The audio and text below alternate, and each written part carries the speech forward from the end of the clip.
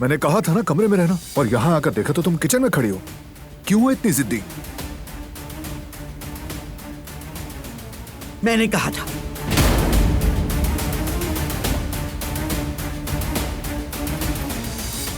मैंने जाकर देखा, ये बिल्कुल ठीक ठाक लग रही थी। अब तो इसके गाल भी गुलाबी हो गए। तो फिर बिस्तर पे खाना क्यों मिल रहा है इसे? अच्छी खासी हट्टी कट्टी है। अब क्या सारी जिंदगी बिस्तर पर पड़ी आराम करेगी? इसीलिए मैंने इसे कहा ऊपर जाओ तुम।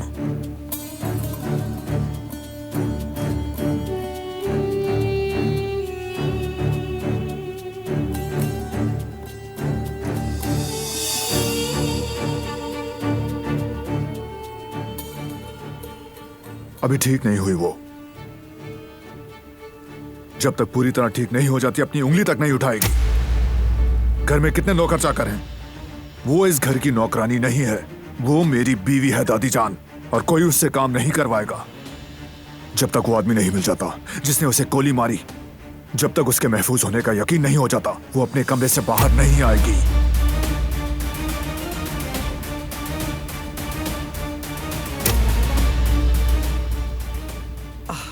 क्या कहूं आखिर? ये सिर्फ तुम्हारी हमदर्दी है जो ऐसा कह रहे हो।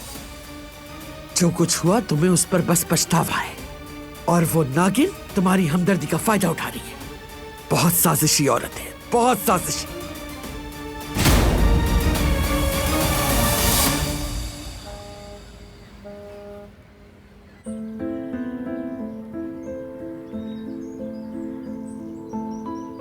लगता है आज सबमिट नहीं कर पाएंगे। वैसे भी खास मेहनत नहीं की मैंने।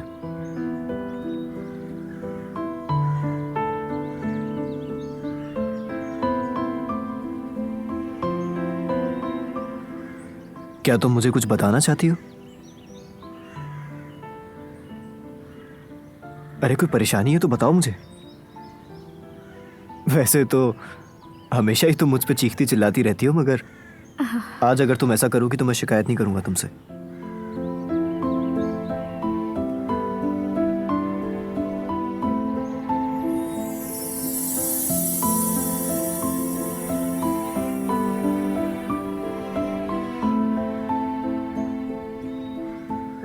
ये क्या?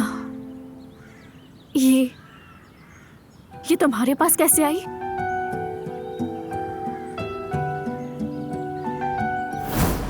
ये बात थी।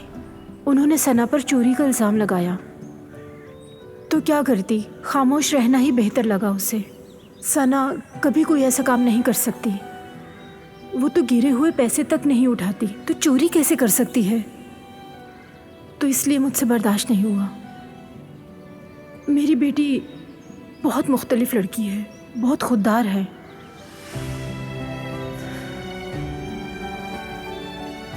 बेटा तुम भी तो सना को जानते हो ना।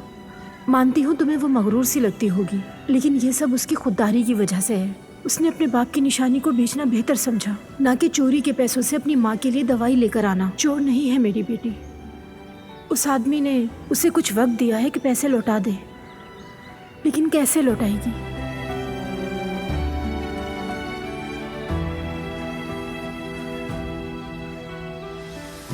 इसीलिए बात करना चाहती थी मैं।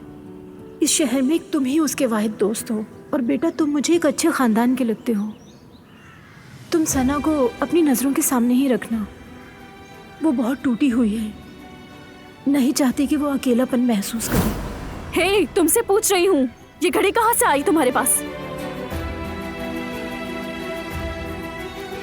ठीक है, मत बताओ।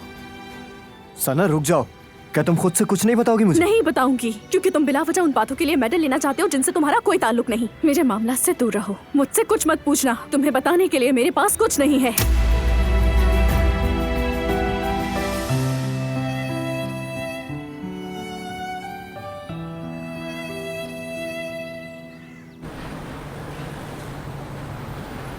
जवेरिया, इधर आओगी जरा।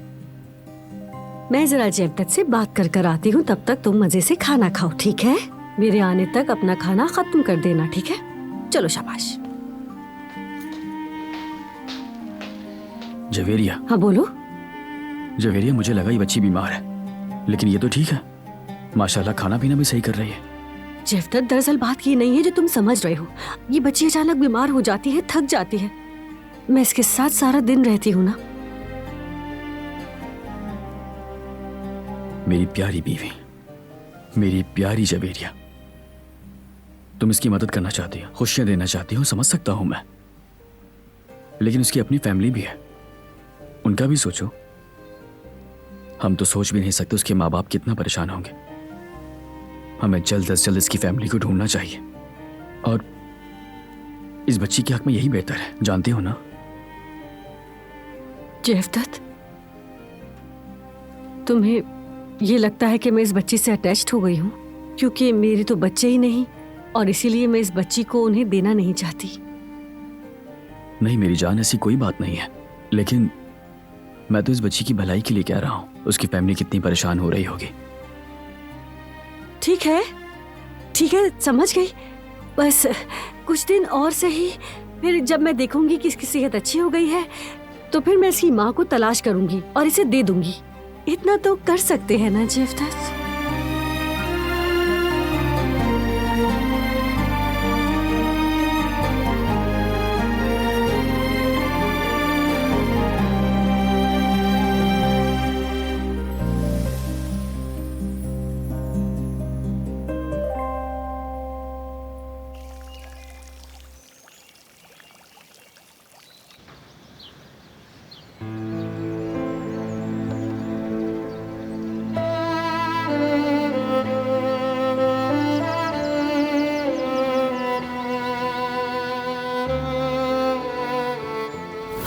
खाना खाया तुमने? और दवाइयां ली हैं कि नहीं?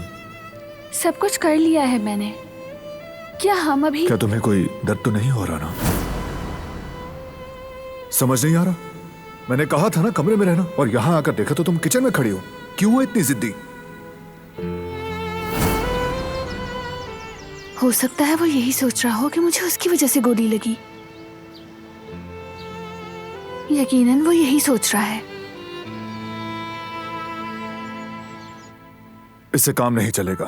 टेक्निकल रिपोर्ट्स काफी नहीं है, हमें डिटेल रिपोर्ट्स चाहिए। आ जाएं। आपको डिस्टर्ब तो नहीं किया ना मैंने? आ जाओ करीम, मुझे अपनी टेबल पर हर चीज तैयार चाहिए। कल तक सारी रिपोर्ट्स तैयार करवाओ, ओके? आप कई दिनों से ऑफिस नहीं आए तो सोचा मैं खुद ही घर जाकर ये पेपर साइन करवा लेता हूँ। इंपॉर्टेंट थे इसलिए आ गया। शुक्रिया करीम।